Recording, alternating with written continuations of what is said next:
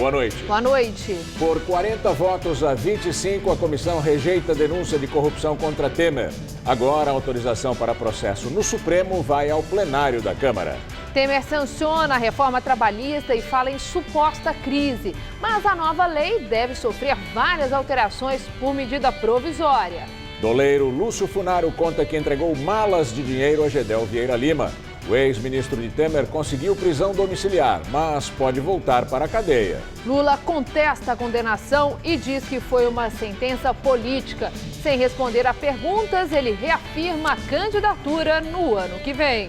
O presidente do Tribunal Regional prevê cerca de 1 ano para julgar o recurso de Lula. A decisão vai definir se o ex-presidente pode ou não participar das próximas eleições. O STJ nega o pedido de Palocci para recorrer em liberdade. O ex-ministro foi condenado a 12 anos de prisão pelo Sérgio Moro. O Jornal da Gazeta está no ar.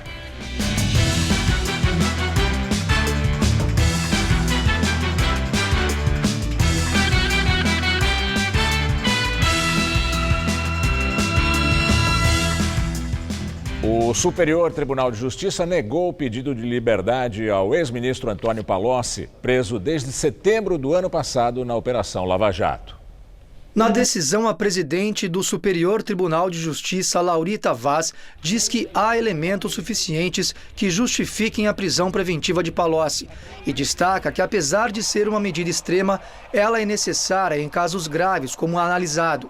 A ministra afirma ainda que a sociedade espera que o judiciário adote medidas firmes e proporcionais contra condutas criminosas que atentem seriamente contra o Estado e suas bases de estabilidade.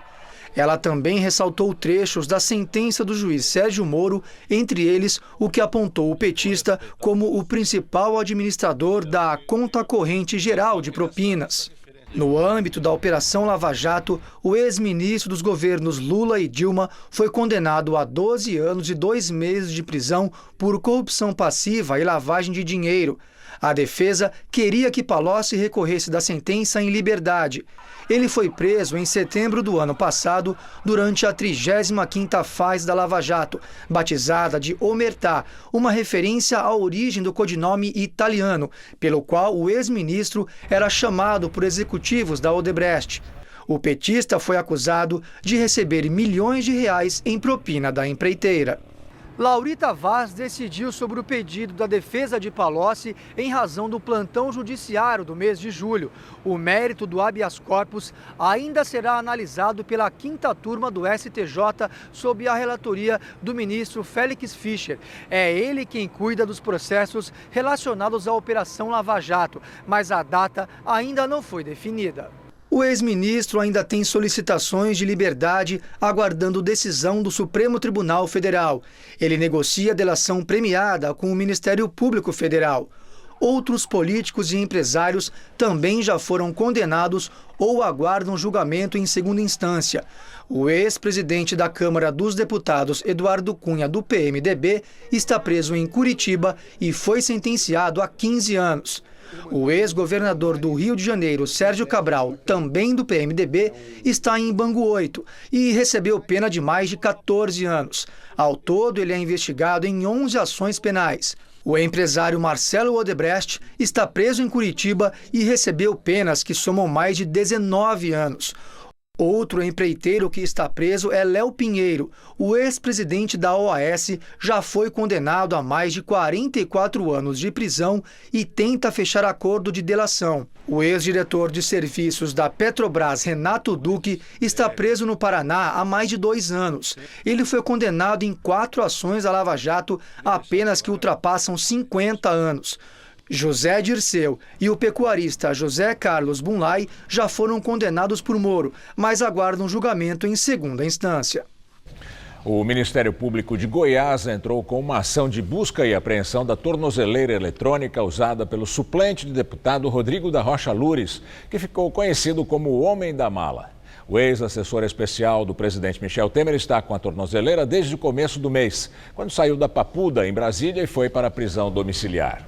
Como o equipamento não estava disponível na capital federal, Loures foi levado a Goiás, onde logo providenciaram o dispositivo. O Ministério Público alega que em Goiás a fila de espera pela tornozeleira e Loures teria passado na frente de outros beneficiários.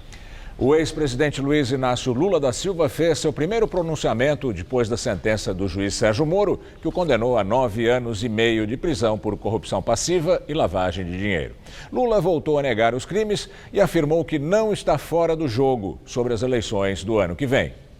Na frente do Diretório Nacional do PT, um pequeno grupo de militantes manifestava apoio ao ex-presidente e criticava a condenação do petista. Os jornalistas que aguardavam a chegada de Lula do lado de fora foram hostilizados por alguns manifestantes e chamados de lacaios. O ex-presidente chegou por volta das 11h30 da manhã e foi recebido pela cúpula do partido, que veio prestar solidariedade.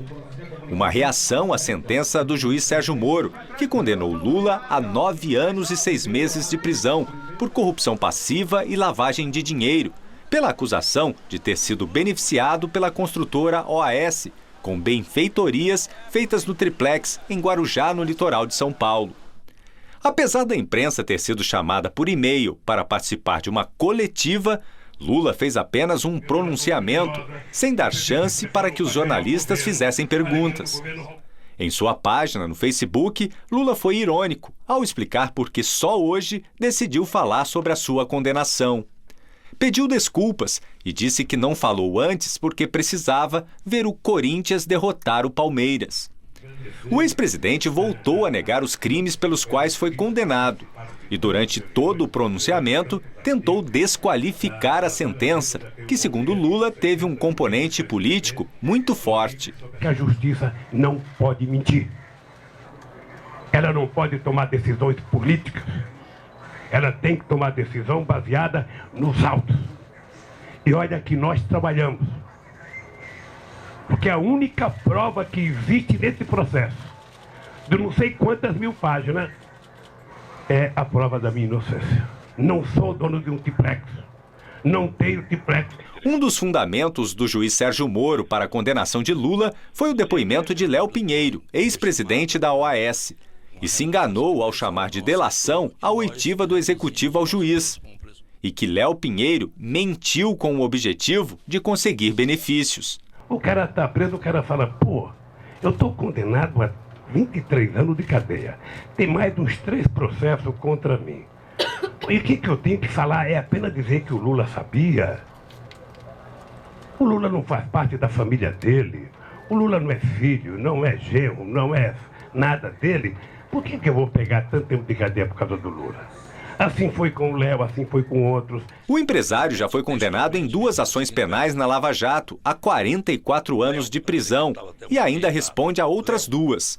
Ontem, ao condenar Léo Pinheiro a 10 anos e 8 meses de prisão por corrupção passiva e lavagem de dinheiro, o juiz Sérgio Moro concedeu a ele o benefício de cumprir apenas 2 anos e 6 meses em regime fechado, em reconhecimento à confissão.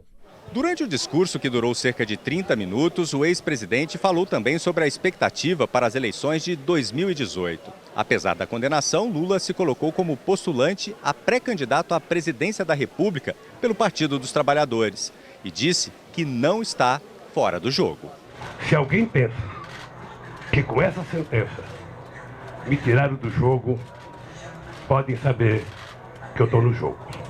Quero dizer ao meu partido que eu até agora não tinha reivindicado. Mas a partir de agora, eu vou reivindicar do PT o direito de me colocar como postulante à candidatura à presidência da República. O ex-presidente Lula enfatizou que foi condenado sem provas, mas na sentença o juiz Sérgio Moro fez uma síntese das evidências documentais do processo. Nas 216 páginas da sentença, o juiz Sérgio Moro explica em quais provas ele se baseou para condenar Lula.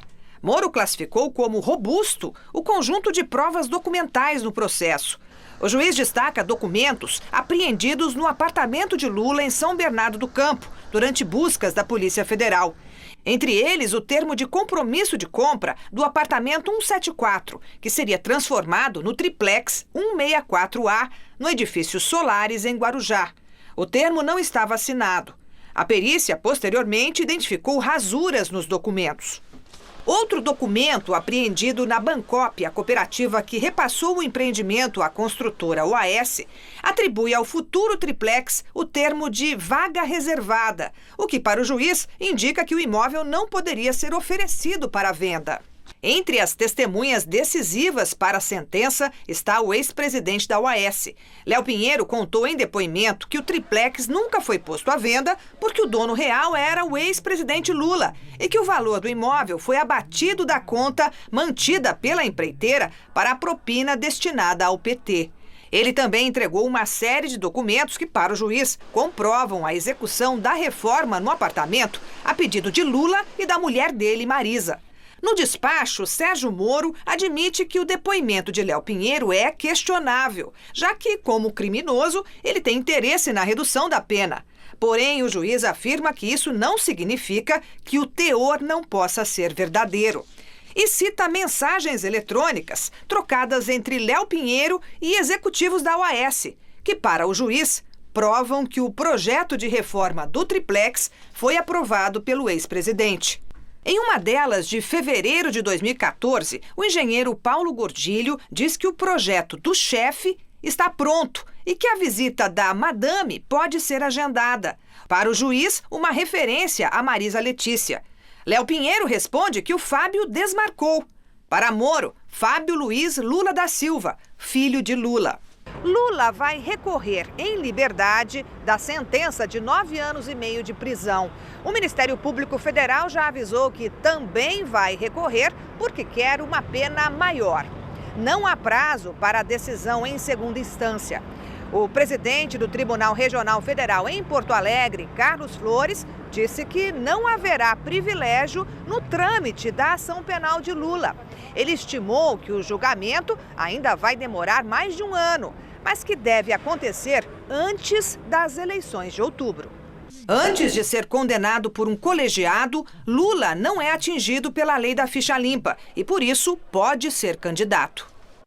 Agora o comentário de Josias de Souza, direto de Brasília.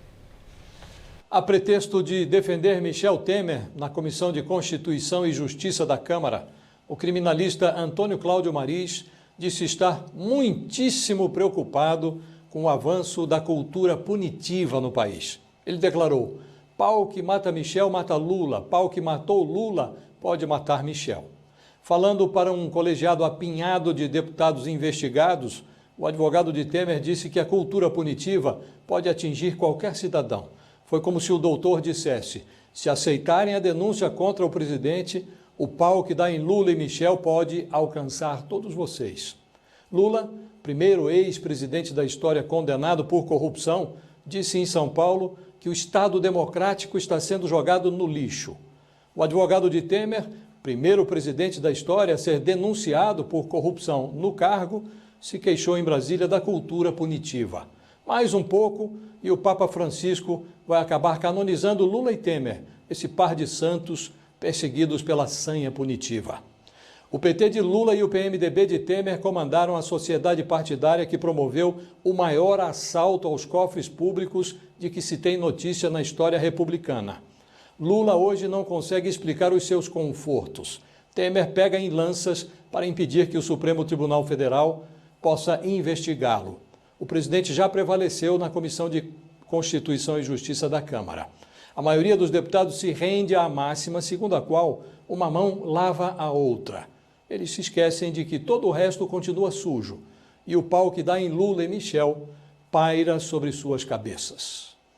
Boa noite. Daqui a pouco, Maria Lídia entrevista ao vivo Wilson Fernandes, presidente do Tribunal Regional do Trabalho da 2ª Região, que vai falar sobre a reforma trabalhista. Polícia Militar afasta os 2 policiais envolvidos na morte de um carroceiro ontem à noite em Pinheiros, na zona oeste de São Paulo. O homem foi morto com 3 tiros. Testemunhas que filmaram a ação dizem ter sido ameaçadas e obrigadas a apagar os vídeos feitos por celular.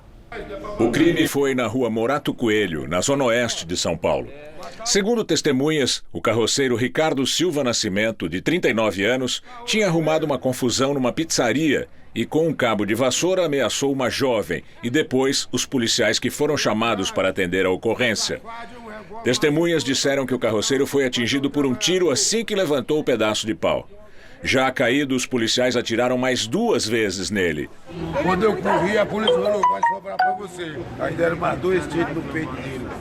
Sacanagem. Imagens feitas por uma moradora do prédio em frente ao local do crime mostram o corpo de Ricardo no chão, enquanto vizinhos discutem com a polícia. Contrariando normas da própria polícia militar, um grupo de policiais colocou Ricardo na parte de trás do carro. Ele foi levado para o Hospital das Clínicas, onde morreu logo depois de chegar. Pelo menos 2 pessoas que gravaram a ação dos PMs no local dizem ter sido ameaçadas e agredidas por policiais da Força Tática, que teriam obrigado os moradores a apagar as imagens feitas com celular. A Corregedoria da Polícia Militar afastou os policiais envolvidos e abriu um inquérito para investigar a ação da PM. Parentes de presos denunciam a situação precária dos centros de detenção provisória da Grande São Paulo. A superlotação e péssimas condições de higiene estão entre as principais reclamações. Não bastassem os 5 anos de angústia à espera do julgamento do filho, o mais difícil para a Núbia é lidar com a situação que o Rafael, hoje com 23 anos, enfrenta na cela. Fico tudo entulhado dentro daquela cela, 30, 40. Para levantar à noite, meu filho fala que é muito difícil para ir no banheiro porque pode pisar em alguém e o outro não pode não gostar. Ele foi preso, acusado, entre outras coisas, de homicídio e formação de quadrilha e aguarda julgamento no Centro de Detenção Provisória 2 de Osasco, na Grande São Paulo. Antes, ele havia passado 4 anos em outro CDP, o da Vila Independência. E a comida deles lá do presídio, você acha vidro, gilete. Meu filho já achou tudo isso, pedaço de perna de bicho. Dados da Secretaria de Administração Penitenciária mostram que dos 17 CDPs da Grande São Paulo, apenas um cumpre a capacidade estipulada. Todos os outros 16 estão superlotados. No total, são 12.520 vagas, mas a população carcerária é de 23.548 pessoas nesses locais, quase o dobro. O CDP-1 de Guarulhos é um dos que chamam mais a atenção. A capacidade lá dentro deveria ser de 844 presos, mas a unidade abriga 1.710. É mais que o dobro. Muitas famílias que não quiseram gravar entrevistas confirmaram que, além da superlotação lá dentro, a infraestrutura é precária. Falta de limpeza e qualidade da comida são as queixas mais comuns. Um dos fatores que estaria por trás da superlotação é a Lei Antidrogas de 2006, que estipulou regras mais rígidas para o porte e tráfico de drogas, o que elevou as prisões para estes crimes. Este advogado do Núcleo de Situação Carcerária da Defensoria Pública de São Paulo acredita que o problema está na origem, na decisão da Justiça de mandar prender preventivamente pessoas que cometem muitas vezes pequenos delitos. O Brasil tem a 4ª maior população carcerária mundial. Nós prendemos muito e prendemos mal. Utiliza-se a prisão provisória como regra e não como exceção, como determina a lei. O problema se resolve no não encarceramento em massa, na não utilização das prisões como a única resposta para o fenômeno criminoso. Quem cai ali dentro é esquecido, está enterrado vivo. A Secretaria da Administração Penitenciária informou que participa ativamente de audiências de custódia que tem colaborado para reduzir o número de pessoas nos centros de detenção provisória. Nas audiências, em 24 horas, o preso em flagrante é apresentado, segundo a Secretaria, à Justiça, podendo responder ao processo em liberdade, dependendo da decisão do juiz. Preso por fraudes no FGTS da Caixa, o doleiro Lúcio Funaro admitiu à Polícia Federal que fez várias entregas de malas de dinheiro ao ex-ministro Gedel Vieira Lima, do PMDB. Por causa das revelações de Funaro, o Ministério Público Federal pediu hoje que o ex-ministro do governo Temer volte à prisão preventiva em regime fechado. A declaração de Lúcio Funaro foi dada em depoimento na sede da Polícia Federal em Brasília no último dia 7. O doleiro, que é apontado como operador do ex-deputado Eduardo Cunha, disse que fez pessoalmente vários pagamentos de propina em dinheiro ao ex-ministro Gedel Vieira Lima, do PMDB. Os valores, segundo Lúcio Funaro, eram entregues em malas em uma sala de autoridades no aeroporto de Salvador, na Bahia, onde Gedel reside. Funaro também disse à Polícia Federal que Gedel teria ficado incomodado com a troca de advogados de defesa, que o doleiro fez e que com essa mudança ficaria ruim para o juiz. No entendimento do Ministério Público Federal, a palavra juiz indica tentativa de influência criminosa de Gedel sobre o Poder Judiciário da União. Por isso, os procuradores federais entraram hoje com um novo pedido de prisão contra o ex-ministro. Gedel estava preso provisoriamente desde o dia 3 de julho, por suspeitas de pressionar Lúcio Funaro a não fechar um acordo de delação premiada com a Justiça. Ontem, o Tribunal Regional Federal da Primeira Região concedeu prisão domiciliar ao ex-ministro, que deverá ser transferido para Salvador a qualquer momento. Mas, por falta de tornozeleira eletrônica em Brasília, a prisão domiciliar não foi concretizada. Mesmo assim, o desembargador Ney Belo autorizou Gedel a deixar o complexo penitenciário da Papuda em Brasília, com a condição de que ele deverá colocar o equipamento assim que chegar à capital baiana. O desembargador também determinou que Gedel não pode ter contato com outros investigados das operações Lava Jato e Cuibono.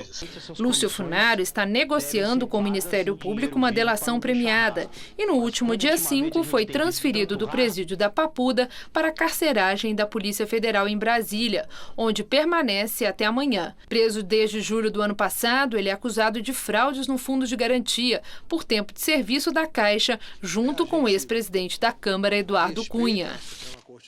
Joesley e Wesley Batista, donos da JBS Friboi, disseram em delação premiada à Procuradoria-Geral da República que a empresa pagava mensalinho para 200 fiscais do Ministério da Agricultura. Os irmãos Batista informaram que a JBS Friboi pagava mensalmente até R$20 mil por fiscal. O intuito do pagamento do mensalinho era fazer com que os agentes atuassem além da jornada de trabalho e flexibilizassem a aplicação de regras sanitárias. Segundo um compromisso firmado por Wesley Batista, a JBS Friboi vai enviar ao Ministério Público em até 60 dias a lista com cerca de 200 nomes desses fiscais. Até o início dos anos 90, o pagamento de horas extras de fiscais pelas empresas eram legais, porque os frigoríficos funcionavam e ainda funcionam além do horário comercial. Essa lista será encaminhada para os investigadores da Operação Carne Fraca.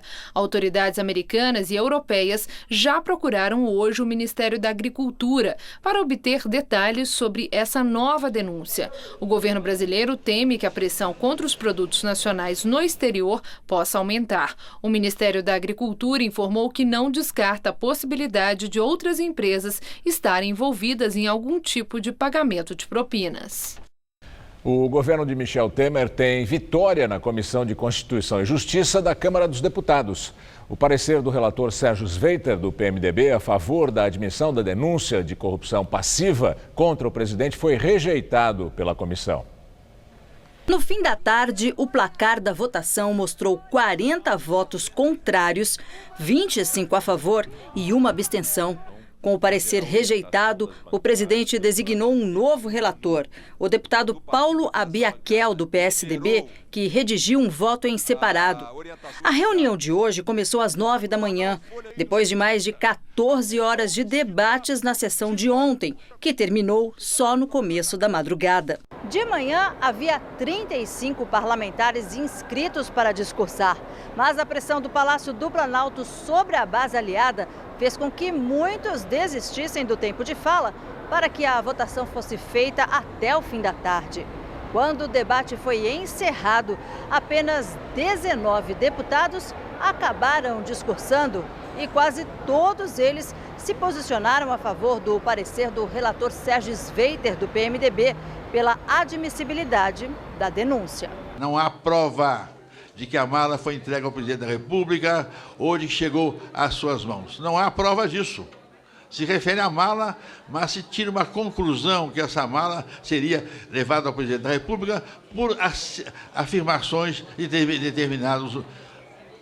determinadas pessoas dentro do processo. Se nós não autorizarmos a investigação, nós estamos dizendo o crime compensa e não teremos moral sequer para propor endurecimento de pena aqui para crime nenhum, porque não há crime mais grave, na minha percepção, do que aquele que exerce o poder para locupletar, para extorquir, para usar o poder para o enriquecimento pessoal ou para a sustentação do poder.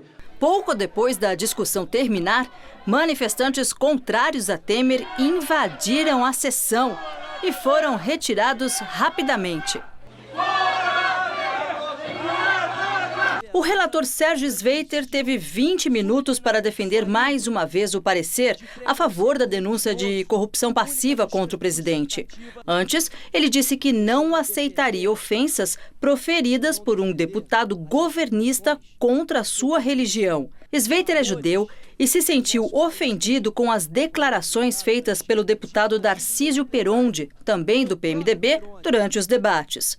Ao criticar o parecer do relator, Perondi teria insinuado que Sveiter estaria fazendo apologia ao nazismo. Se alguém fez apologia ao nazismo neste plenário, foi o próprio Perondi. Ou pior,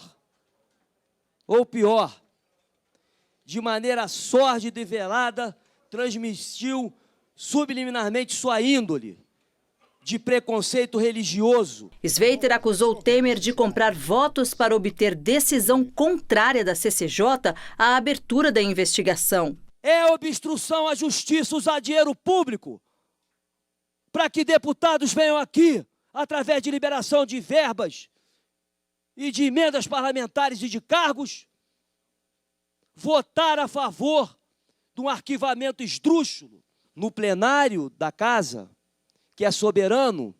Aqueles que foram retirados à força aqui poderão exercer o direito de voto. E mais do que isso, ninguém vai poder se esconder. O advogado de Michel Temer, Antônio Cláudio Maris de Oliveira, teve o mesmo tempo para rebater. Ele criticou o que chamou de exagero do Ministério Público Federal e disse que tanto Temer como o ex-presidente Lula estão sendo alvos desta atuação. Eu estou muitíssimo preocupado com o avanço da cultura punitiva que se instalou nesse país. E quero lhes dizer uma coisa: pau que mata Chico, mata Francisco. Pau que mata Michel, mata Lula. Pau que matou Lula, esse mesmo pau mata Michel.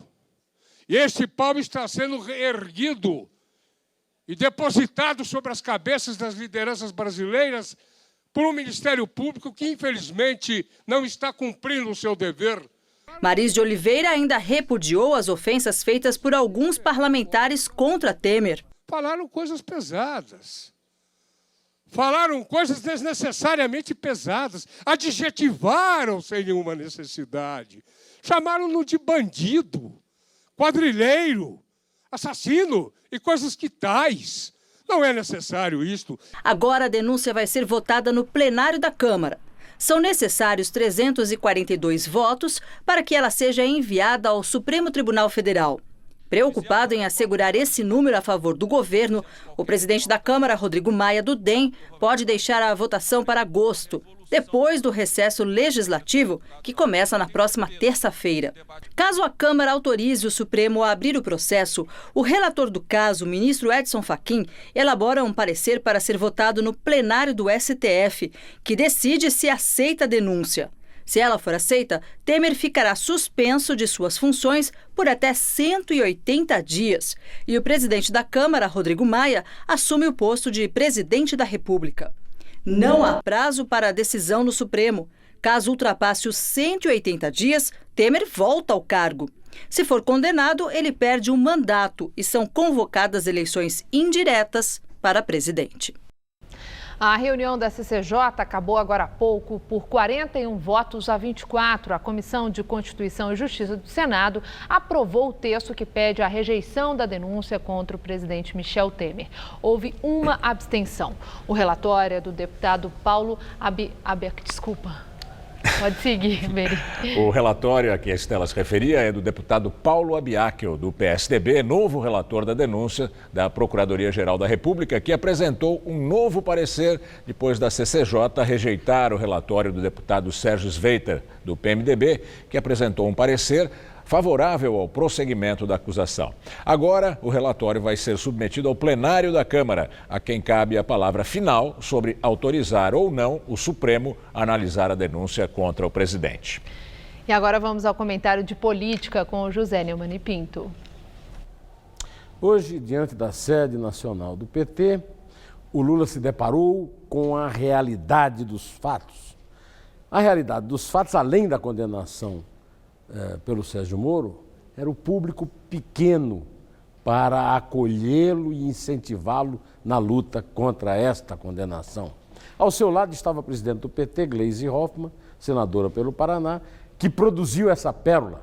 O juiz Sérgio Moro atendeu ao clamor popular. É claro que o juiz Sérgio Moro atendeu às provas. Agora, na eleição do ano que vem, o clamor popular vai se manifestar.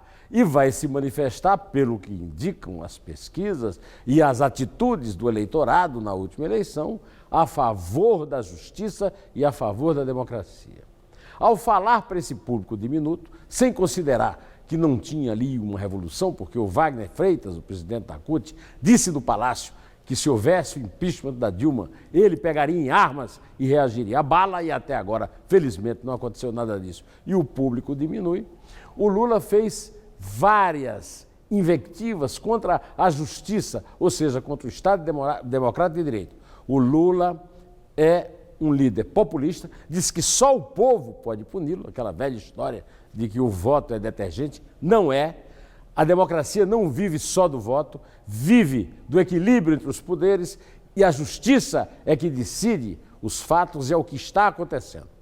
Cometeu crime, a justiça encontrou provas, e o está condenando. Essa história de ficar esperando pela segunda instância é uma lorota que o PT está contando, que também combate a ideia democrática. O Lula está condenado a 9 anos e meio de prisão e 19 anos fora de qualquer cargo público. A sentença está valendo, pode ser confirmada, recusada ou aumentada na segunda instância, e aí ele se tornar inelegível, mas isso já é outra história. O que acontece agora é que essa condenação está mostrando ao Brasil inteiro que não há mais pessoas que são mais diferentes das outras. Todos são iguais perante a lei e todos têm de responder à lei, como está acontecendo agora com o senhor Luiz Inácio Lula da Silva. E não adianta chorar. Como se dizia antigamente, a nega está lá dentro, tá certo? Está condenado. Pois bem, eu volto aqui terça-feira, direto ao assunto. Até! O tempo continua estável em todo o estado e sem chuva, a preocupação é com a baixa umidade do ar. Nessa quinta-feira, os índices estão entre 30% e 40% aqui na capital e até abaixo disso pelo interior. Vamos ver como fica o tempo nessa sexta-feira com Mariana Armentano.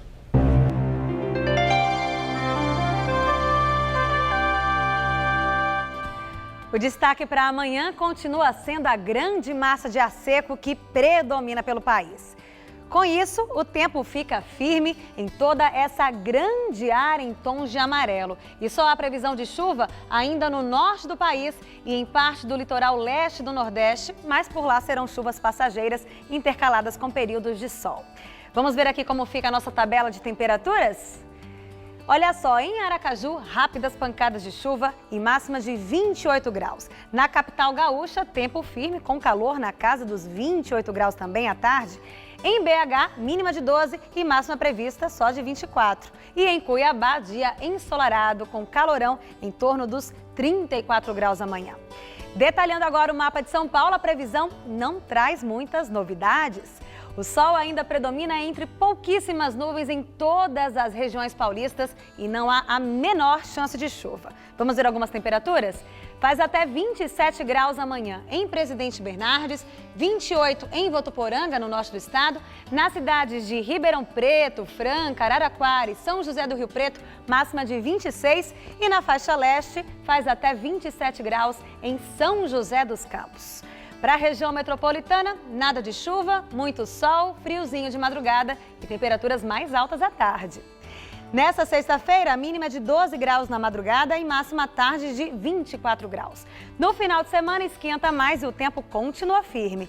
No sábado, pode fazer até 25 graus à tarde e no domingo, 26, com bastante sol em toda a Grande São Paulo.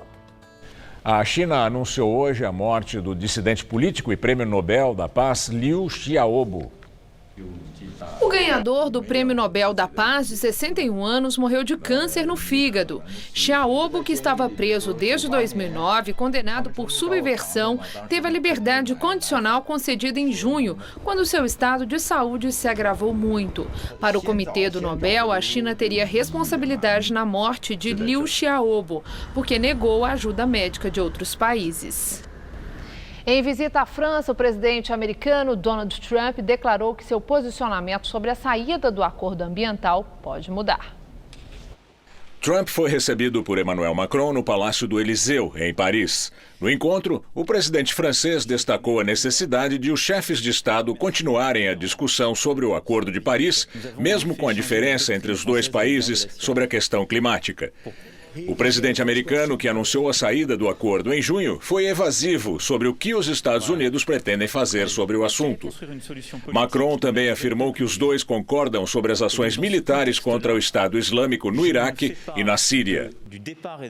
O presidente Temer sancionou hoje à tarde a reforma trabalhista. As mudanças na CLT foram aprovadas pelo Senado na última terça-feira, numa sessão tumultuada, quando o plenário ficou sem luz por 7 horas. Segundo Temer, todos os direitos dos trabalhadores serão assegurados. O governo prometeu alterar pontos polêmicos do texto por meio de medida provisória.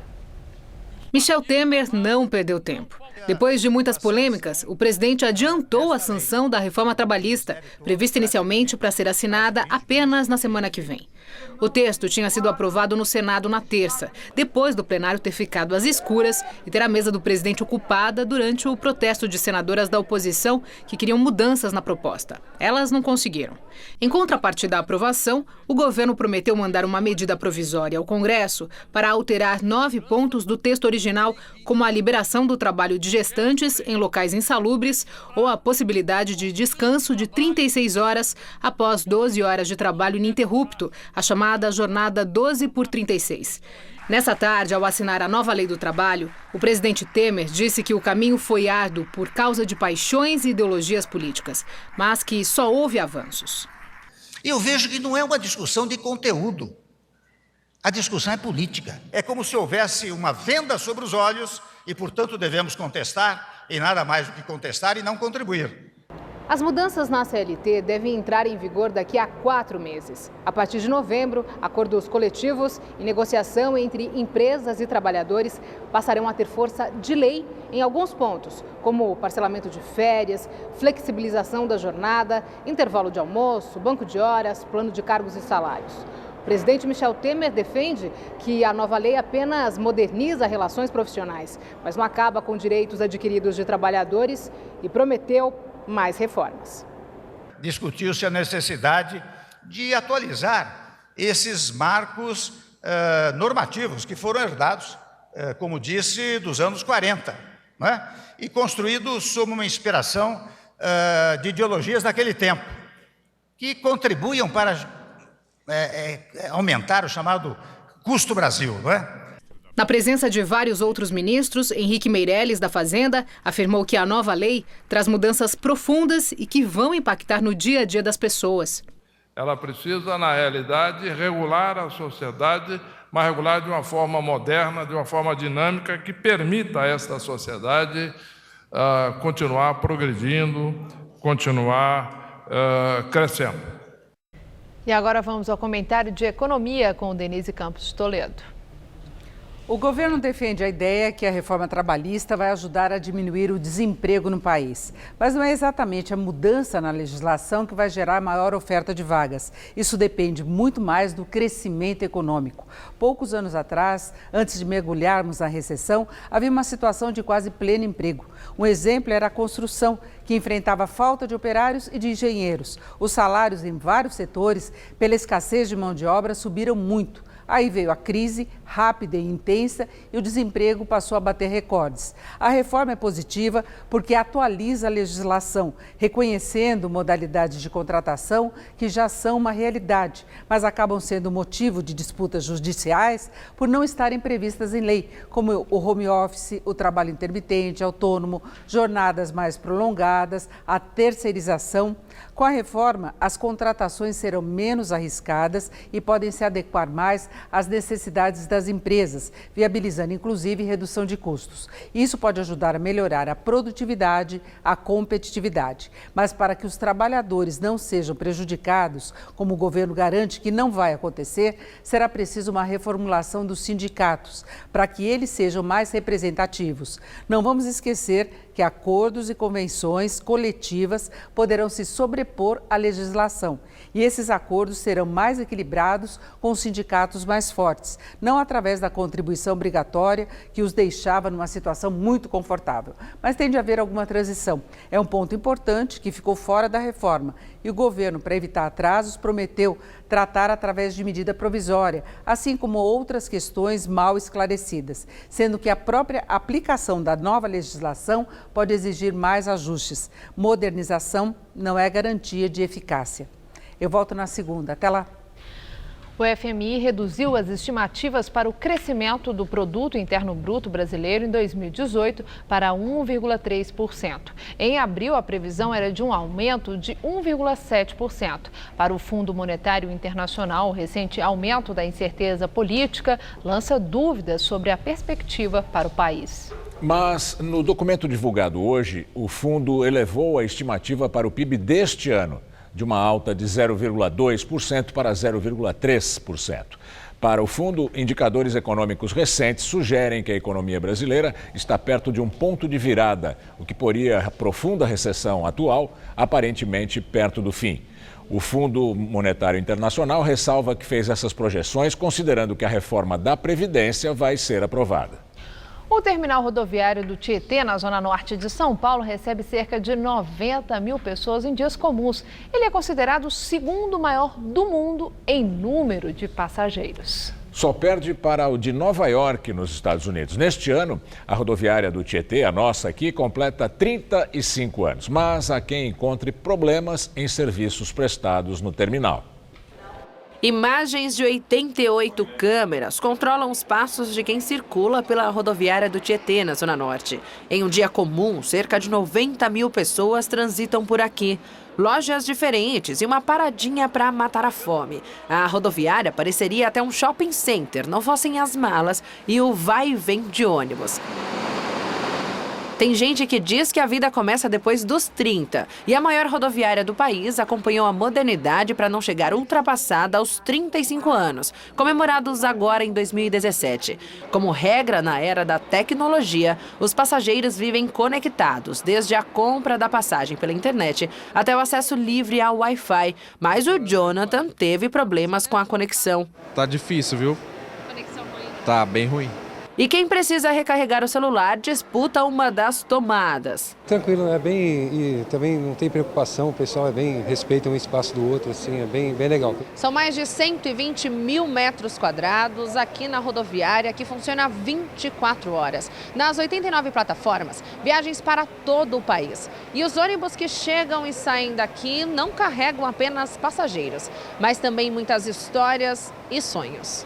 Eliane e a família vão aproveitar as férias de julho em Buenos Aires, na Argentina. Realização de um sonho antigo de unir toda a família. Eu já conheço por lá, né? Agora a turma vai conhecer pela primeira vez. Vocês estão aqui tudo sentado no chão com um bando de mala. Falta cadeira? O que vocês acham? Ou tá legal vocês que escolheram ficar assim? Seria legal se tivesse mais espaço para que a gente se acomodasse melhor, né? Todos os assentos eles foram projetados de acordo com a demanda, de acordo com o trânsito, para que não interfiram também na passagem das pessoas. A balança fiscaliza os 30 quilos permitidos para cada pessoa transportar, mas na bagagem, o peso de uma responsabilidade. Ediene empacotou roupas para melhorar a qualidade da rotina de quem mora em Iaçu, na Bahia. Vou levar muitas coisas aqui para dar para o povo lá que eles pedem para mim. Roupa de criança, de adulto. Além das viagens pelo Brasil, são 5 destinos internacionais, como Peru, Chile e Paraguai. A gente está sempre aí melhorando, inovando, sempre para atender o melhor possível.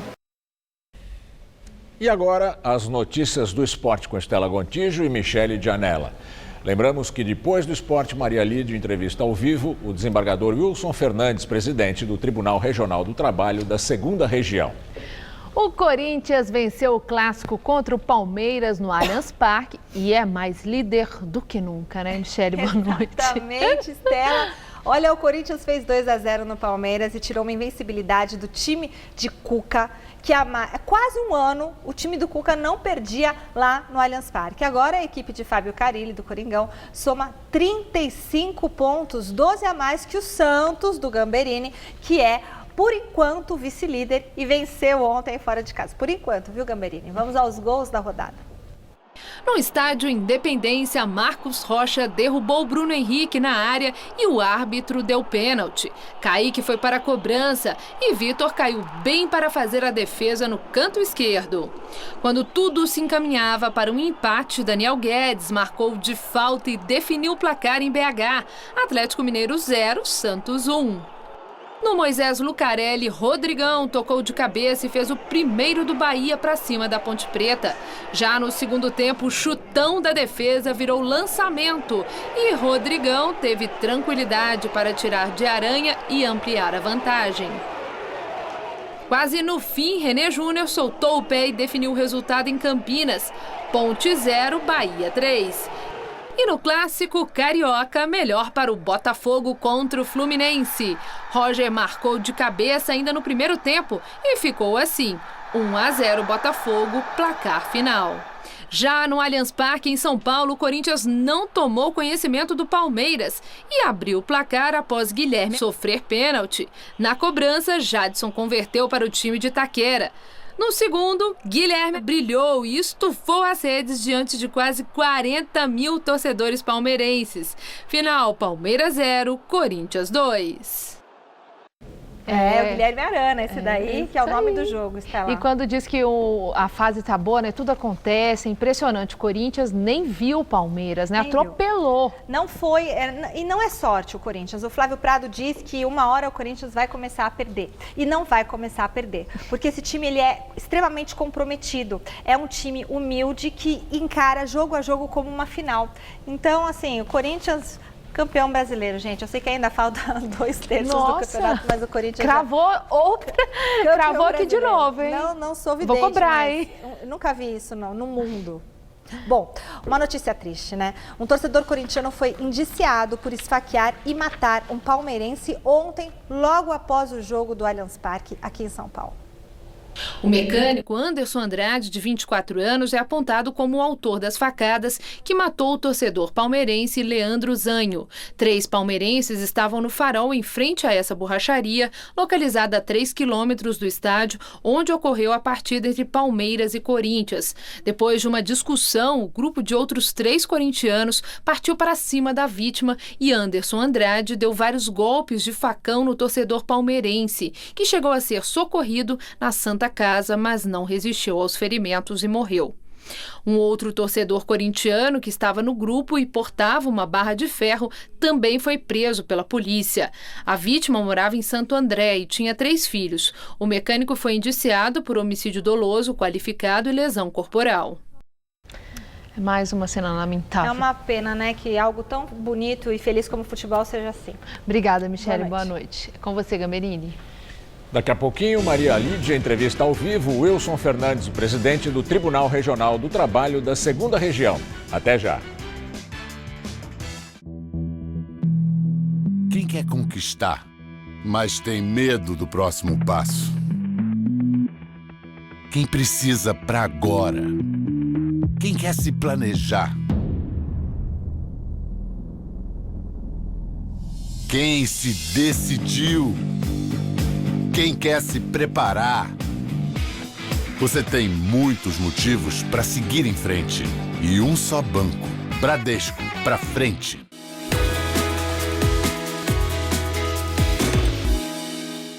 Eu não tenho dúvidas de que quando você estuda, você se aprofunda, você cria novos debates, isso agrega muito no seu dia a dia. Você começa a simular problemas em sala de aula e isso faz toda a diferença. A gente nunca sabe o que vai acontecer no futuro, então quanto mais preparado a gente estiver, melhor. Eu escolhi a Casper Libero pela tradição, pela localização. A Avenida Paulista facilita muito, então eu acho que a Casper tem um nome no mercado, tem uma credibilidade, professores de excelente nível e isso te agrega tanto que é uma satisfação incrível pra gente. Por isso, eu sou Casper. Somos todos Casper. Ficar longe de você, bonitinha, de você, bonitão, pra mim é uma tortura. Por isso, eu te espero aqui pro nosso próximo encontro. Até no domingo. E eu não tô só, não. Estão comigo grandes chefes, os melhores músicos, amigos queridos, em conversas imperdíveis. Todo seu o melhor da semana. Todo domingo, 6:30 da tarde. Tô te esperando.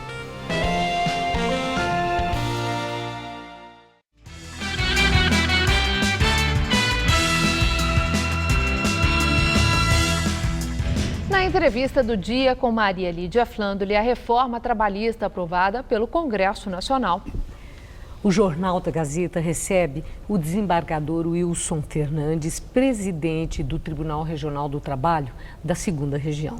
Muito obrigada por estar conosco. Eu que agradeço a aprovação da reforma trabalhista tão polêmica e em que há opiniões que parecem contraditórias, certamente. Muita gente tem grandes dúvidas.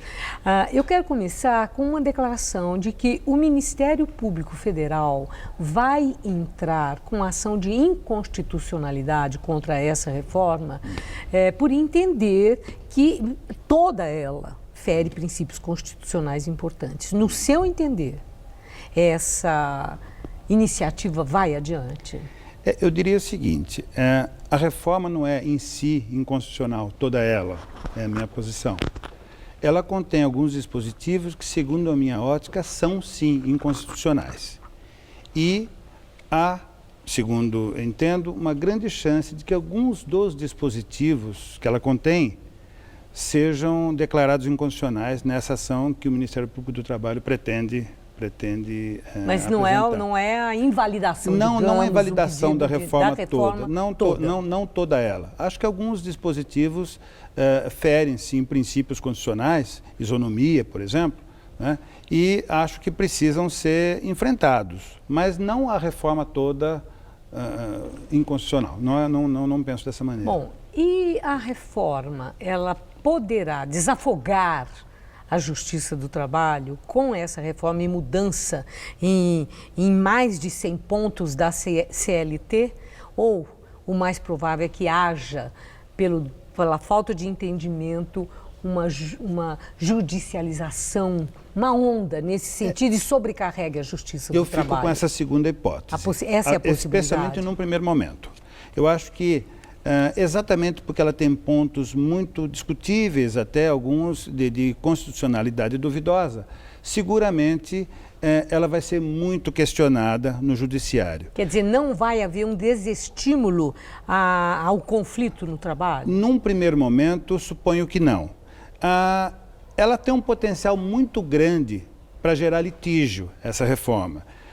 Mas ela tem, eu concordo que ela contém um certo antídoto para esse potencial, que é a adoção dos honorários advocatícios de sucumbência, que nós não tínhamos na Justiça do Trabalho até hoje, a não ser em casos muito específicos de ações propostas por sindicatos. O que acontece hoje, ao contrário do que tinha, hoje digo, né, a reforma entrando em vigor, ela tem 120 dias para entrar em vigor, a partir da publicação, mas a partir de meados de novembro, quando ela vai entrar em vigor, passam a ser devidos honorários advocatícios, tanto por empresas quanto por empregados, o que significa dizer que se o empregado postula 1.000 e ganha 100, ele vai pagar honorários advocatícios sobre os 900 que ele perdeu.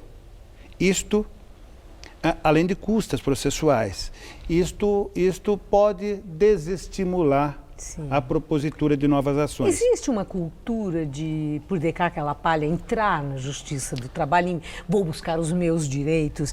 Consta que há, inclusive, um estímulo aqui, pessoas até desavisadas queiram entrar com essas ações, porque isso poderia trazer vantagens para advogados inescrupulosos? Em certa medida, sim. Em certa medida, sim. Mas não podemos considerar que isto seja a generalidade das ações, como normalmente se faz. Hoje, por exemplo, foi divulgada uma fala de um senador dizendo que poderia haver um corte de verbas do orçamento da Justiça do Trabalho, porque, segundo ele, vai cair pela metade do número de ações. Eu não sei de onde ele tirou isso. Tem cálculos, há cálculos matemáticos. Não, absolutamente irreais e eu diria até irresponsáveis. Pelo seguinte, não são dados, não são aleatórios, são dados estatísticos. O CNJ publica anualmente um anuário de Justiça em Números. O deste ano demonstra que quase 50%, 49, alguma coisa, são ações propostas para cobrança de verbas rescisórias. É o caso de empregados que foram despedidos e não receberam nada. Estas ações não vão deixar de ser propostas. Nós podemos pensar na outra metade. É possível que nessa outra metade haja um certo desestímulo, mas eu diria o seguinte, não é o número de ações que deve diminuir. A minha avaliação é de que o número de pedidos dessas ações deve diminuir. Certo. Então, ações mais enxutas, mais pontuais. Exatamente, mais pontuais. Porque hoje, por exemplo, é muito comum um pedido de dano moral. Num grande número de ações há um pedido de dano moral. Provavelmente, os advogados mais cautelosos vão se questionar se vale a pena fazer uma postulação dessa natureza sem a possibilidade de ter sucesso, porque se não tiver sucesso vai pagar honorários. No pouco tempo que dispomos, tem uma pergunta que está sendo aí assim recorrente, que é a prevalência do negociado sobre o legislado. Acordo entre as partes, entre empregadores e trabalhadores, podem se sobrepor à lei? É uma das questões que seguramente vai ser submetida ao Supremo Tribunal Federal numa dessas ações diretas de inconstitucionalidade pelo Ministério Público do Trabalho. Porque, aparentemente, é uma solução para uma série de problemas, mas a verdade é a seguinte, nós temos no Brasil cerca de 17 mil sindicatos, dos quais mais da metade nunca celebrou uma convenção coletiva de trabalho. Não tem representatividade. Não tem representatividade. E eu posso dizer com absoluta tranquilidade, acho que com um conhecimento de causa maior que a média das pessoas, porque antes de ser presidente do tribunal, eu ocupei a vice-presidência judicial. E no nosso tribunal de São Paulo, compete ao vice-presidente judicial realizar audiências de dissídios coletivos. E nessa condição eu realizei mais de 500 audiências de dissídios coletivos. Então eu posso dizer com absoluta tranquilidade que os sindicatos, na sua grande maioria, não estão preparados para assumir esse papel. Agora, eles vão ficar fragilizados com o fim da contribuição compulsória? Vão. Isso é um mal? Eu acho que isso é um mal, acho sim, porque a gente tira do trabalhador alguém que pudesse falar por ele.